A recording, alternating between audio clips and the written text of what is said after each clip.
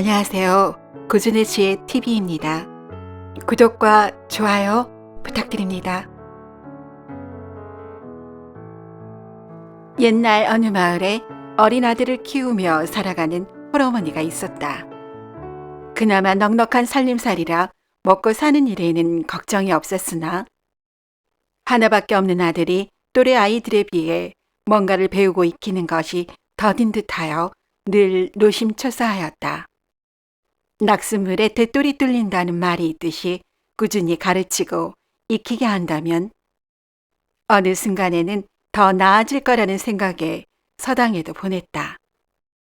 하지만 얼마 되지 않아 훈장으로부터 가르치기가 어렵다. 굳이 아이를 힘들게 하느냐? 모든 사람은 다 태어날 때 저마다 복이 있으니 굳이 글공부를 시킬 필요가 있느냐고 말하였다. 즉 처진 어깨로 집에 돌아와 곰곰이 생각하니 훈장의 말도 일리가 있는 듯하여 더 이상 서당에 보내지 않고 홀어머니는 자신의 방법대로 아이를 훈육하였으나 더딘 것은 여전하였다.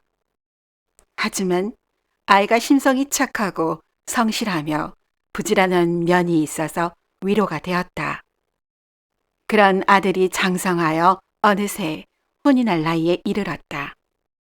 마을 사람들은 어려운 일에 누구보다 먼저 나서서 도움을 주는 정 많고 성실한 홍총각을 칭찬하였으나 딸 가진 부모들이 선뜻 사익감으로는 내켜하지 않았다. 이구동성으로 그들은 여보게 홍총각이 성실하고 심성이 착한데 머리가 안 좋아 세상을 어찌 살아갈지 걱정이네. 그러긴 말일세. 뭔가를 가르치려면 한 세월이라네. 또 막상 익혔다 해도 그걸 금방 잊어버린다네. 조금은 부풀려진 말이긴 했어도 홍총각은 공부머리가 없어서 배운 것을 잘 애우지 못했기에 머리를 써서 하는 일은 기대할 수가 없었다. 그러다 보니 나이 20이 넘었어도 혼인이 쉽지 않아 자연스레 노총각이 되어갔다.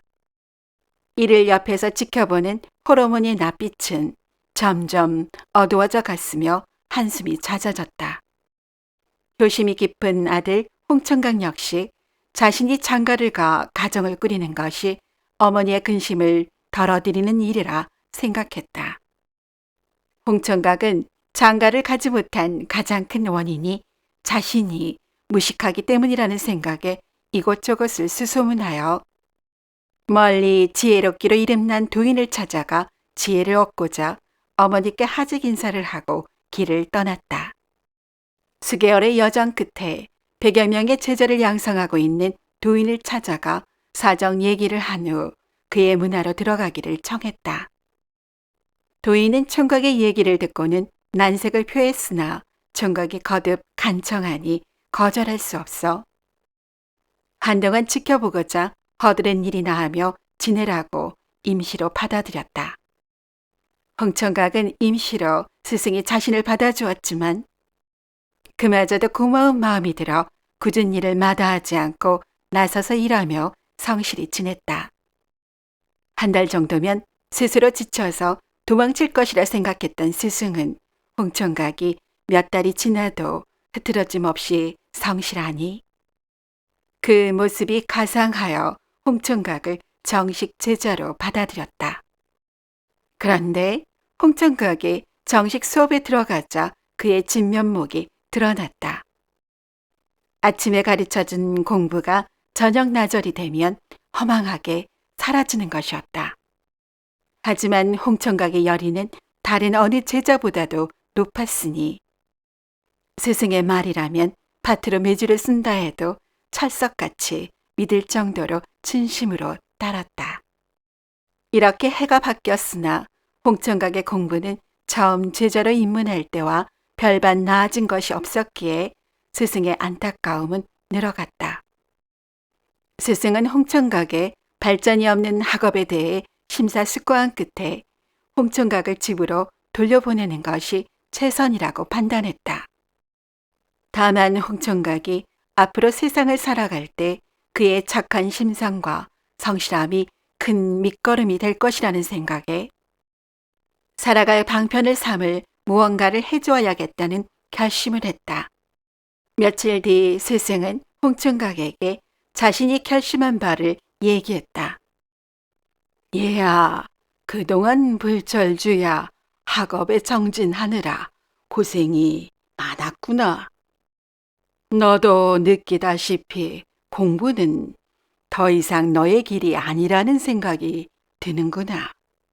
부질없이 시간을 허비하지 말고 고향으로 돌아가거라. 스승의 말에 홍총각은 꿈꾸던 모든 것이 사라진 듯하였다.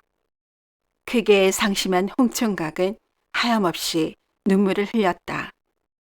눈물을 흘리는 제자를 바라보는 스승의 마음 역시 제자가 애처로워 위로하듯 홍총각에게 말했다. 얘야, 내 어찌 아무런 준비 없이 너를 고향으로 보내겠느냐.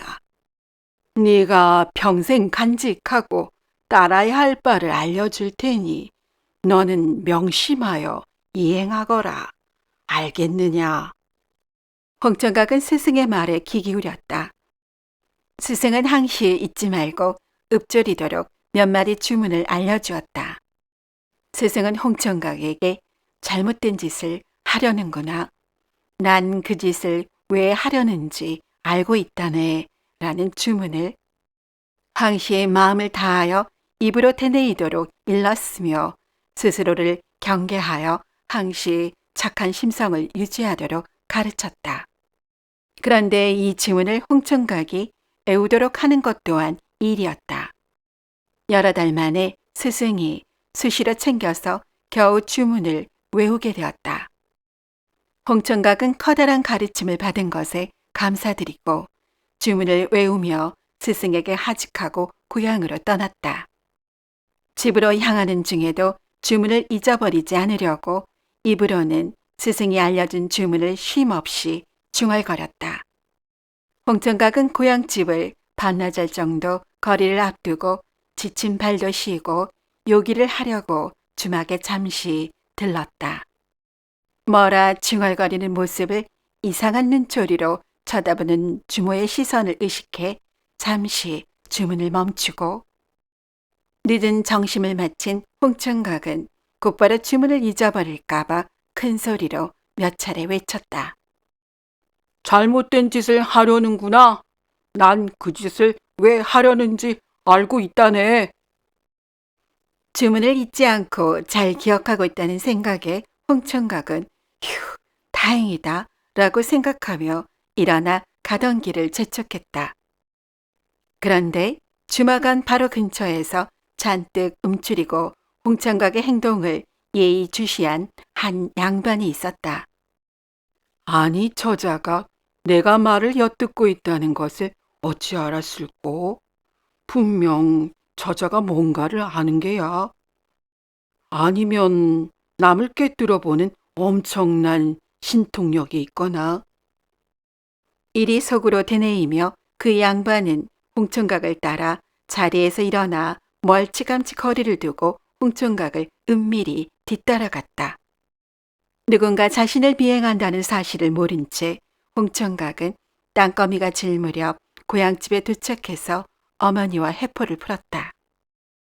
밤이 깊어졌음에도 미행하던 그 양반은 홍총각의 집 담장 밖에서 몸을 숨기고 예의주시하며 염탐하고 있었다. 이제는 밤도 깊어졌고 더 이상 아무런 단서를 얻지 못하자 양반은 발길을 돌리려 일어서려는데 옆집 담벼락 아래에서 궁시렁대는 소리가 들려 급히 몸을 숨겼다.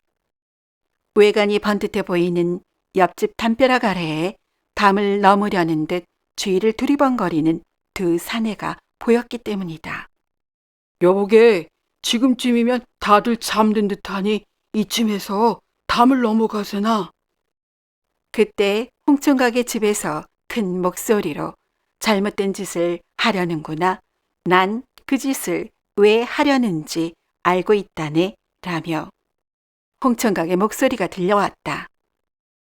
이 소리를 들은 두 명의 도둑들은 흠칫 놀라 그 자리에 얼어붙은 듯 멈췄으며 두세 차례 연이어 똑같은 말소리가 들려오자 서로 눈짓을 하고 주랭랑을 쳤다.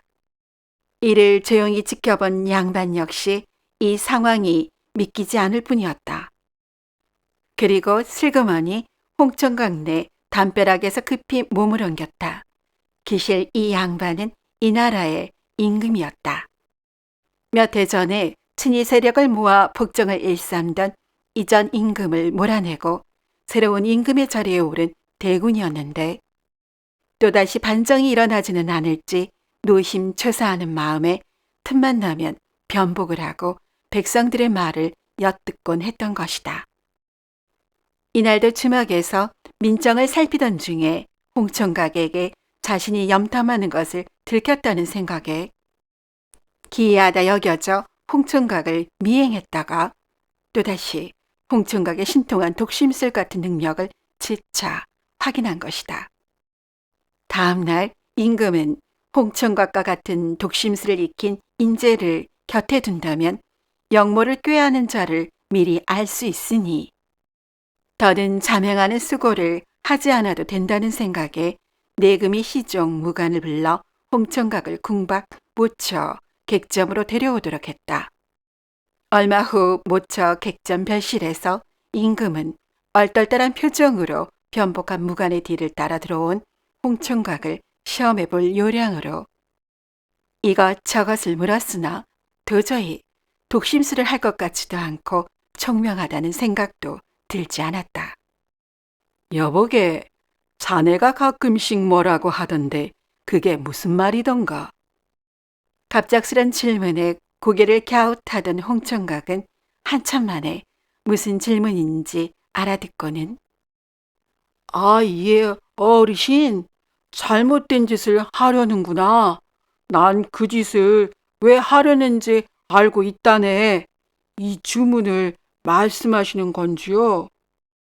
스승님께선 제게 내려주신 주문인데 항시 읍조리면 좋은 일이 일어날 것이라고 했었지요. 어디 어르신께서도 한번 외워보시지요. 필시 좋은 일이 일어날 것입니다. 독사정을 제대로 알 리 없는 임금은 익히 도력이 뛰어나다는 홍천각의 스승을 알았기에 홍천각이 일러준 주문을 따라하면서 속으로 뭔 시덥지 않은 소리인가 하는 생각도 들었으며 홍천각을 돌려보냈다. 궁으로 돌아온 임금은 밤이 되어 침소에 들어서도 홍천각을 만난 일이 머리에서 떠나지 않았으며 그 주문이라는 것이 입으로 되뇌일수록 재미있기도 하고 마음을 평안하게 하는 기분이 들었다. 마침 궁녀가 다가를 내려놓는 중에 빙그레 웃으며 잘못된 짓을 하려는구나. 난 그 짓을 왜 하려는지 알고 있다네. 하고 말했다. 이때 궁녀가 사시나물 떨듯 손을 떨며 엎드려 외쳤다. 상감마마, 소인이 죽을 죄를 지었사옵니다. 부디 목숨만은 살려주시옵소서.